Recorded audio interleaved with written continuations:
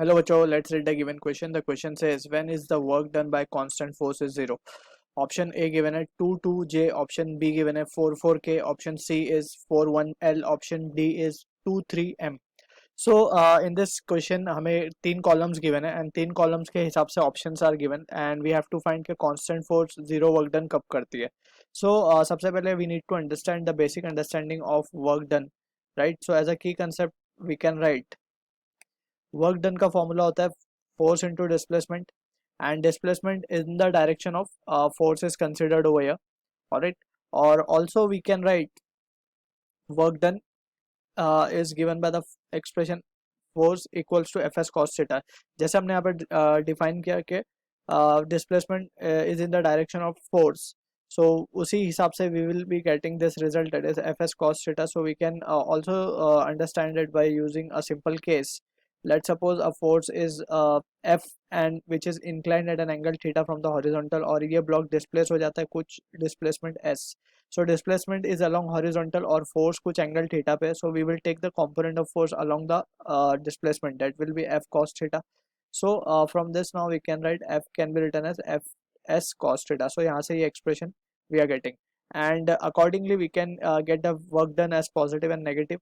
वो कैसे पता चलेगा? जब थीटा के हिसाब से, अगर theta and force and displacement are in the same direction, so work done will be positive, and if they are in oppositely directed, so angle between them will be 180 or work done will be negative, right?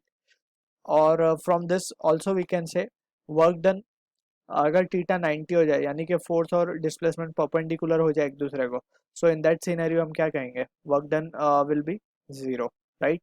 So from this we can say हमें constant force से ही work done 0 कब होगा वो find करना है condition. So we will take एक एक option one by one. So we can say A option में हमें 2 लेना है. 2 का means theta is in between 0 degree and 90 degree, right. So 90 से छोटा है, 90 से छोटा और थीटा 0 से बड़ा है, ठीक है. सो this is the first case, theta की बात हो गई. और सेकंड हमें लेना है कॉलम में से, that is 2, cos theta will be 1, ठीक है. अब थीटा 0 से बड़ा होगा तो कॉस थीटा की वैल्यू 1 नहीं आएगी, उससे कम हो जाएगी, alright. So this is not perfectly matching with each other. और ऑल्सो वी नो के कांस्टेंट फोर्स के लिए 0 होने के लिए वर्क डन को we need to have theta value as to be 90, right. So यहाँ पे तो 90 से कम है वो, so this case can also directly be discarded. Option A को तो हम डिस्कार्ड कर सकते हैं. ऑप्शन बी की बात कर लेते हैं. ऑप्शन बी में बोल रहा है 4 4K. सो 4 पे फर्स्ट कॉलम में थीटा इज 90 डिग्री, सो यहाँ तक तो सही है. और उसके बाद कॉलम 2 में भी 4 ही लेना है हमें, तो कॉस थीटा, अगर थीटा 90 है, so this will imply that cos 90 क्या हो जाएगा? 0 होना चाहिए. दैट मीन्स कॉस 90 0 हो रहा है, ये भी सही है, ठीक है. अब के हमें देखना है, force is perpendicular to displacement. Yes, जैसे हमने डिस्कस किया था, वर्क डन क्या होता है? Force F S cos theta, ठीक है ना. If force is perpendicular to displacement, work done will be 0. So option B जो है हमारा is the answer to the question. C को भी एक बार देख लेते हैं. 4 1L. So 4 1L पे अगर हम देखें, so we can say option C के लिए थीटा क्या आएगा? 90 है 4 पे तो, और 1 बोल रहा है cos थीटा इज -1. सो यहाँ पे cos 90 -1 नहीं होता, सो this is straight away discard कर सकते हैं.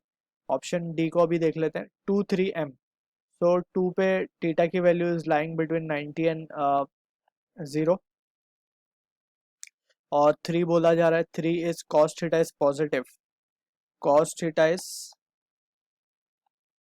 पॉजिटिव. सो यस, ये पॉजिटिव हो सकता है, ठीक है ना, क्योंकि 0 पे 1 है और 90 तक जाते जाते वो 0 हो जाता है, ठीक है. उसके बाद फिर वो डिक्लाइन करेगा. So in that case we can say cos theta. यहाँ तक तो ये दोनों कंडीशन सही है. अब थर्ड फाइनली एम देखना है हमें. एम क्या हो रहा है? Force and displacement in oppositely direction. So this is again not matching with the thing, क्योंकि फोर्स और डिस्प्लेसमेंट अपोजिट डायरेक्शन कब करेंगे? जब थीटा का एंगल 180 हो. So finally B is the answer to the question. I hope you understood the solution. All the best.